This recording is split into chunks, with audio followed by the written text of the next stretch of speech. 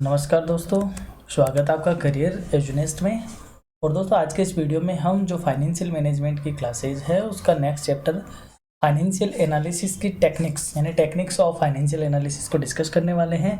यदि आप college exam यानी कॉलेज के स्टूडेंट हो या फिर आप कॉम्पिटिटिव एग्ज़ाम की तैयारी कर रहे हो और आपके फाइनेंस मैनेजमेंट आपके टॉपिक का नाम है तो ये क्लास आपके लिए है। आज के इस टॉपिक में हम पढ़ने वाले हैं meaning of financial analysis, objectives, types, importance, limitations and techniques of financial analysis. तो अगर आप बीकॉम सेमेस्टर 4th के स्टूडेंट हो या बीकॉम पार्ट 2nd के स्टूडेंट हो या बीकॉम पार्ट 3rd में ऑडिट आप अगर पढ़ रहे हो और उसमें फाइनेंस का टॉपिक है तो ये क्लास आपके लिए बेहद इंपॉर्टेंट है। तो बात करते हैं फाइनेंशियल एनालिसिस की। फाइनेंशियल एनालिसिस क्या होता है कि दोस्तों देखो, हमने बात करी थी फाइनेंशियल स्टेटमेंट की। फाइनेंशियल स्टेटमेंट्स को स्टडी करके और वो जो अदर फैक्टर हैं जो फाइनेंशियल स्टेटमेंट को अफेक्ट करते हैं, इन दोनों के बीच में क्या करना, एक रिलेशनशिप बिल्डअप करना, वो क्या कहा जाता है, फाइनेंशियल एनालिसिस कहा जाता है। यानी कि फाइनेंशियल स्टेटमेंट्स को स्टडी करना, एनालाइज करना ही फाइनेंशियल एनालिसिस कहा जाता है। देख लेते हैं, एनालिसिस का मतलब होता है किसी चीज़ को समझने के लिए मेंटली तौर पे हम उनके पार्ट में डिवाइड कर लेते हैं कि फिर एक पार्ट को हम दूसरे पार्ट से क्या करते हैं, रिलेशन बनाते हैं। यानी कि ये कोई चीज़ है, कोई भी कमोडिटी, कोई भी XYZ, ये स्टेटमेंट भी हो सकता है, तो इसको क्या करना, सेपरेट करना और फिर उन चीज़ों को आपस में क्या करना, रिलेशन बिल्डअप करना। कि जैसे मान लो एग्रीकल्चर है, तो एग्रीकल्चर में ये आपकी लैंड है और ये आप इधर बरसात हो रही है, तो ज़मीन में और बरसात में रिलेशनशिप बिल्डअप करना, ये भी क्या है कि एनालिसिस है। तो एनालिसिस क्या होता है, दो या दो से अधिक पार्ट के बीच रिलेशनशिप को बिल्डअप करना। इसी तरह फाइनेंशियल स्टेटमेंट का एनालिसिस एक ऑर्गेनाइजेशन के स्टेटस के बारे में अच्छी जानकारी प्राप्त करने के पॉइंट ऑफ व्यू से स्टेटमेंट्स के वेरियस फैक्टर के बीच रिलेशनशिप को क्या करता है, इवेल्युएशन करता है कि ये जो फाइनेंशियल स्टेटमेंट है ये किन किन फैक्टर्स से इन्फ्लुएंस होता है और उनके बीच क्या रिलेशनशिप है, क्या इसके स्टेप्स क्या क्या होते हैं। पहले तो इन्फॉर्मेशन को सिलेक्ट करना, जिन इन्फॉर्मेशन के बीच हमें रिलेशनशिप मेंटेन करना है। सेकंड, फिर उनके बीच रिलेशनशिप को बिल्डअप करना और थर्ड, उस रिलेशन का क्या करना, इवैल्यूएशन करना। जैसे कि हम देखते हैं कि हमारा करंट रेशियो है। करंट रेशियो क्या होता है, current assets upon current liabilities, कि करंट असेट्स का करंट लायबिलिटीज़ के साथ क्या रिलेशनशिप है। तो ये अपने आप में क्या हुआ, एक एनालिसिस हुआ। और फिर हम इसको इवेलुएट करते हैं कि ये जो रेशियो वो कितना होना चाहिए, 2:1 होना चाहिए। यानी कि हमारी लायबिलिटी से तकरीबन 2 गुना हमारी असेट्स होनी चाहिए ताकि हम उनको पे आउट कर सके। तो इस तरीके का जो रिलेशन होता है, पहले इन्फॉर्मेशन सिलेक्ट करना लाइक करंट एसेट्स और करंट लायबिलिटीज, फिर उनमें क्या करना, एक रिलेशनशिप को बिल्डअप करना और फिर उसका इवैल्यूएशन करना कि ये रिलेशन अच्छा है या खराब है या इसमें क्या इंप्रूवमेंट की नीड है, वो सारी चीज़ें। ऑब्जेक्टिव्स क्या है फाइनेंशियल एनालिसिस के, मेजरमेंट ऑफ फाइनेंशियल साउंडनेस, की ये चेक करना कि जो ऑर्गेनाइजेशन है वो फाइनेंशियली स्ट्रॉन्ग है या नहीं है।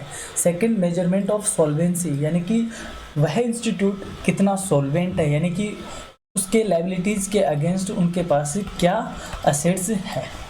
मेजरमेंट ऑफ प्रॉफिटेबिलिटी, उसकी प्रॉफिटेबिलिटी को मेजर आउट करना कि वह कितना प्रॉफिट कमा रहा है और क्या एबिलिटी है उसकी। फिर है मेजरमेंट ऑफ ऑपरेटिंग इफ़िशिएंसी, कितना इफ़िशिएंट होकर अपने रिसोर्सेज को और अपनी एक्टिविटीज़ को कोऑर्डिनेट करते हुए वो काम कर रहा है।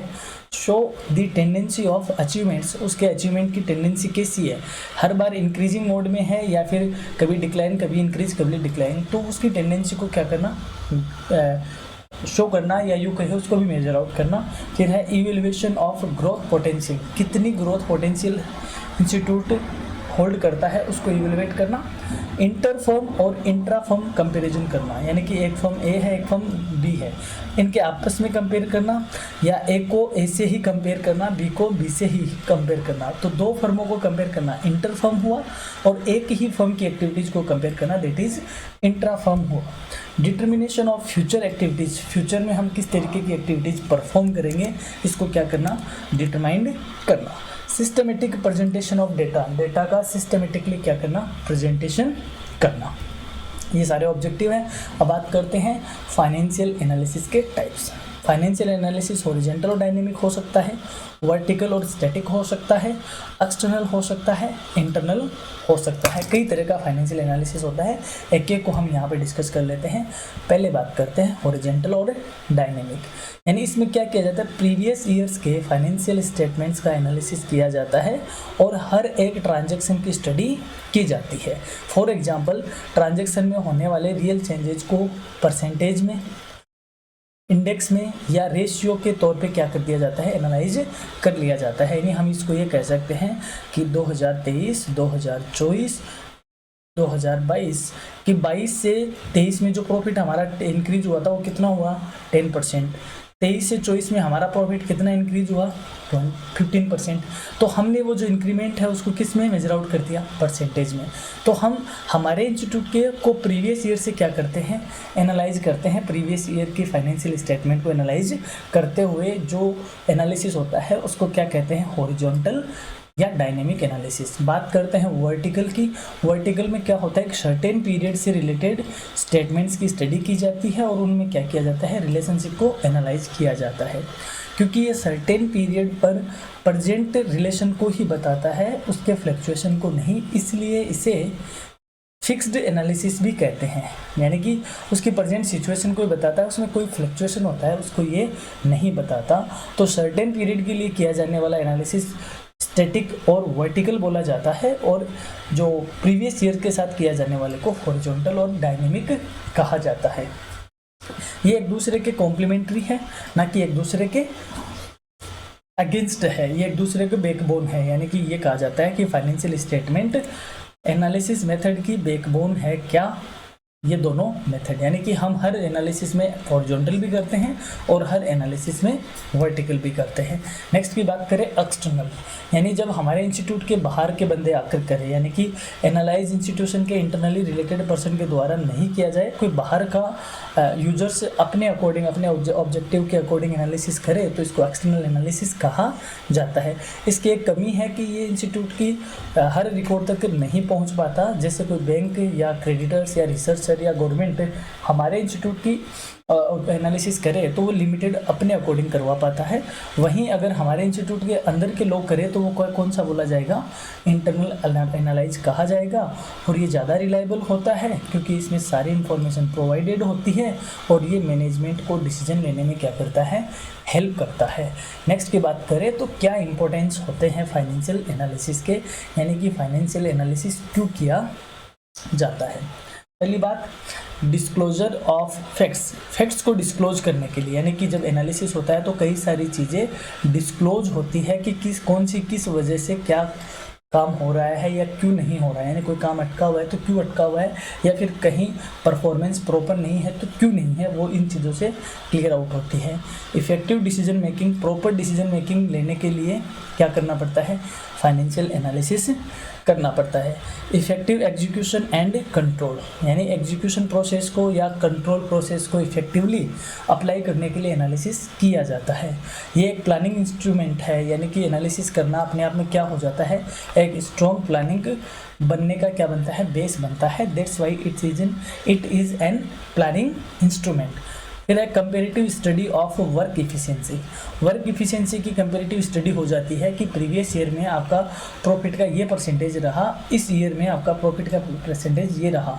अगर प्रीवियस में 10 है और इस बार 12 है तो इससे पता चल रहा है कि हम और इफिशिएंट होकर क्या कर रहे हैं, काम कर रहे हैं। तो वर्क इफिशिएंसी का कंपेरिजन हो जाता है। फिर है complete the needs of related parties, यानी जो हमारे बिजनेस से रिलेटेड पार्टीज है, लाइक बैंक हुआ, इंश्योरेंस हुआ, गवर्नमेंट हुई, क्रेडिटर्स हुए, इन सब की जो नीड है वो हम कंप्लीट कर देते हैं जब फाइनेंशियल एनालिसिस करके उनके सामने हम इन चीज़ों को प्रेजेंट करते हैं। तो ये वो सारे रीजन हैं जो बताते हैं कि फाइनेंशियल एनालिसिस क्यों ज़रूरी है। नेक्स्ट हम बात करें, इतना इंपॉर्टेंट होने के बावजूद भी फाइनेंशियल एनालिसिस की कुछ लिमिटेशंस है। क्या है वो limitations? Based on historical cost, यानी कि फाइनेंशियल एनालिसिस हमेशा किसका किया जाता है, अकाउंटिंग जो प्रोडक्ट है उनका किया जाता है, और जो अकाउंटिंग स्टेटमेंट है वो सारे के सारे क्या है, हिस्टोरिकल है। क्योंकि जो काम हो चुका है, यानी कि हम अभी 2025 में खड़े हैं, 1 अप्रैल 2025 टू 31 मार्च 2066, यानी इस ईयर में हम अगर एनालिसिस करते हैं तो कौन सी ईयर का करेंगे, प्रीवियस ईयर के स्टेटमेंट का जो कि 2024-25 होगा। तो अपने आप में ये जो जो प्रीवियस ईयर है ये अपने आप में क्या है, एक हिस्ट्री तो है, यानी जो चीज़ें पास्ट में हो चुकी है हम उसका एनालिसिस करते हैं, तो ये कहा जाता है कि हिस्टोरिकल कॉस्ट है, यानी जो प्रीवियस में हो चुका है उस पर बेस्ड है। Second, lack of common terminology. कई बार क्या होता है, अलग अलग इस तरीके से कई बार हो जाता है कि प्रीवियस ईयर में हमने किसी पर्टिकुलर चीज़ का अलग नाम दिया था और इस ईयर में हमने उसको अलग नाम दे दिया, और भी प्रीवियस ईयर में उसका नाम अलग था। तो इस चीज़ का ना तो इससे कंपेयर हो पाएगा ना इससे कंपेयर हो पाएगा। तो कई बार कॉमन टर्मिनोलॉजी नहीं होती, वहीं एक अलग अलग फर्म में किसी पर्टिकुलर चीज़ की टर्मिनोलॉजी क्या हो जाती है, अलग अलग हो जाती है, तो उसका कंपैरिजन नहीं हो पाता। फिर है इग्नोरिंग द क्वालिटेटिव एस्पेक्ट, यानी क्वांटिटेटिव एस्पेक्ट को तो ये पकड़ लेता है, लेकिन हम अगर ये जानना चाहें कि हमारे इंस्टीट्यूट के कर्मचारी कितने ऑनेस्ट हैं, हाँ कितने इफ़िशिएंट है, क्या उनका कैरेक्टर है, वो सारा इससे पता नहीं चल पाता है, तो ये भी इसकी एक कमी है। फिर है ignoring the price level changes, क्योंकि हिस्टोरिकल कॉस्ट पे ही बेस्ड है और प्रेजेंट में मार्केट में क्या प्राइस इंडेक्स है उसको ये क्या कर देता है, इग्नोर कर देता है, क्योंकि ये हमेशा बुक वैल्यू पे ही काम करता है, जो कि हमने जब खरीदी थी उस वैल्यू को ही ये लेकर चलता है। फिर है only check out the deficiency not solving, यानी इनसे हमें ये तो पता चल जाता है कि प्रॉब्लम कहाँ है, लेकिन उसका सॉल्यूशन प्रॉपर नहीं हो पाता है, ये भी इसकी एक लिमिटेशन है। अब कौन कौन सी टेक्निक है जो फाइनेंशियल एनालिसिस में हम यूज में लेते हैं, तो एक एक को डिस्कस कर लेते हैं। कंपेरेटिव फाइनेंशियल स्टेटमेंट्स, ध्यान रहिए बीकॉम वालों के लिए यहाँ पे बीकॉम और बीबीए, यदि आप एमबीए कर रहे हो वहाँ भी ये चलता है, तो यहाँ से क्वेश्चन पूछा जाता है जब भी बड़ा वाला क्वेश्चन पूछा जाता है। Second, common size financial statement, trend analysis, ratio analysis, funds flow analysis, cash flow analysis, break even analysis, यानी कि आप जो फाइनेंशियल मैनेजमेंट में जो भी आपका सब्जेक्ट मैटर है, यानी जो कुछ आप पढ़ते हो वो सारे क्या है दोस्तों, वो टेक्निक्स ऑफ फाइनेंशियल एनालिसिस ही है। जितना भी आप कुछ पढ़ते हो इन सब के अपने अपने इंडिविजुअल क्या चलते हैं, आपके टॉपिक्स चलते हैं, तो ये क्या है, सारी की सारी फाइनेंशियल एनालिसिस की टेक्निक्स है। कुछ को हम यहाँ पे डिस्कस कर लेते हैं, आइए। कंपेरेटिव फाइनेंशियल स्टेटमेंट्स क्या होते हैं, ये वे स्टेटमेंट्स होते हैं जिनमें कई वर्षों के रिलेटेड अकाउंटिंग डेटा की इंडिविजुअल जो मद होते हैं, इंडिविजुअल जो ट्रांजैक्शन होते हैं उनमें होने वाले चेंजेज को इंक्लूड करते हुए एक समरी तैयार करके उसको क्या करता है, प्रेजेंट करता है। यानी नाम से समझ में आ रहा है कंपेरेटिव, यानी कंपेरिजन किससे होगा, हमेशा प्रीवियस ईयर से होगा। तो हर एक ट्रांजैक्शन में क्या चेंजेज हुआ उसको समरी बनाकर उसको प्रेजेंट किया जाता है इस स्टेटमेंट में। फिर है common size financial statement. Common size financial statement में क्या किया जाता है, ये वर्टिकली परसेंटेज के तौर पे शो किया जाता है फाइनेंशियल स्टेटमेंट को। उनको कॉमन साइज कहा जाता है। यानी क्या हुआ कि जैसे मान लो ये बैलेंस शीट है, इसमें या जो भी स्टेटमेंट है इसमें हमने सेल्स को दिखाया और सेल्स को क्या दिखाया कि लास्ट ईयर की सेल्स कितनी परसेंट है, 100%। इस बार हमारी सेल कितनी होगी, 110%, यानी 110%। तो हमें इससे देख के पता चल रहा है कि हमने ग्रोथ करी है। तो परसेंटेज फॉर्म में उन ट्रांजैक्शन को शो करना कॉमन साइज फाइनेंशियल स्टेटमेंट कहा जाता है। नेक्स्ट की बात करें, ट्रेंड एनालिसिस। ट्रेंड के नाम से समझ में आ रहा है कि हमें ग्राफिकली बताना कि ट्रेंड किस तरह पर हम डिक्लाइन हो रहे हैं या अपवर्ड हो रहे हैं, तो इस ट्रेंड को बताना, हमारी ग्रोथ का ट्रेंड बताना। सक्सेसिव ईयर यानी प्रीवियस ईयर्स में फाइनेंशियल स्टेटमेंट के ट्रांजैक्शन में चेंजेस की डायरेक्शन के बेस पर बिजनेस के फाइनेंशियल स्टेटस को स्टडी करने की मेथड को क्या कहा जाता है, ट्रेंड एनालिसिस कहा जाता है।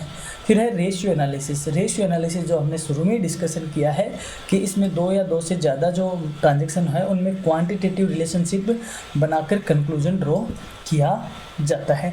जैसे करंट असेट्स का करंट लायबिलिटी से क्या रेशियो है, हमारे टर्नओवर का हमारी असेट्स से क्या रेशियो है, हमारे डेटर्स का हमारे सेल्स से क्या रेशियो है, हमारे प्रॉफिट का हमारी एफिशिएंसी से क्या रेशियो है, तो वो सारे किस में आ जाते हैं, रेशियो एनालिसिस टेक्निक में आते हैं।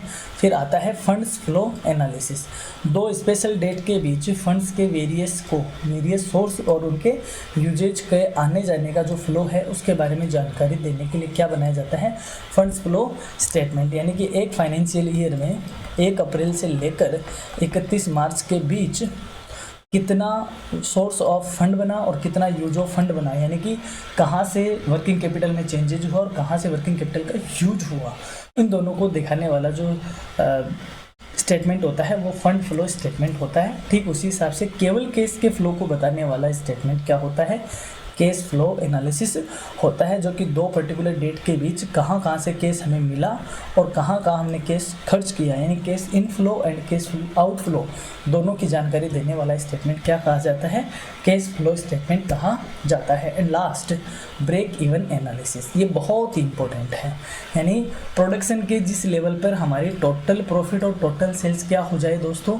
इक्वल होती है, उस लेवल पर इन factors like cost, sales, profit का एनालिसिस करके इनमें आपस में रिलेशनशिप इस्टेब्लिश करने की टेक्निक को क्या कहा जाता है, BEP, यानी ब्रेक इवन एनालिसिस।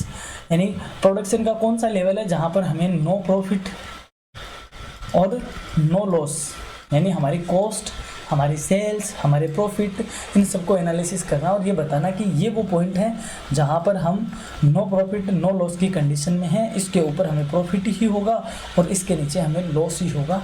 इस एनालिसिस का क्या नाम है, ब्रेक इवन एनालिसिस। तो आज की इस क्लास में हमने डिस्कस किया फाइनेंशियल एनालिसिस को।